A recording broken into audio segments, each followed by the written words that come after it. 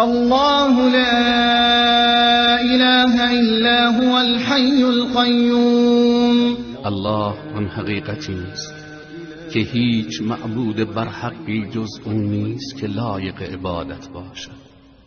زنده پاینده است که تمام امورات عالم را به تنهایی و با دقت انجام می‌دهد. لا تأخذه سنة ولا نوم. هرگز به خواب عمیقی فرو نمی رود و حتی چرت او را فرا نمی گیرد. له ما فی السماوات و ما فی الارض. هر آنچه در آسمان ها و زمین است از آن اوست.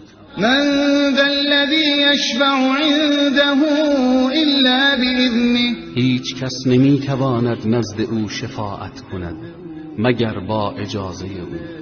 یعلم ما بین ایدیهم و ما خلفهم. آینده و گذشته آنها را می داند.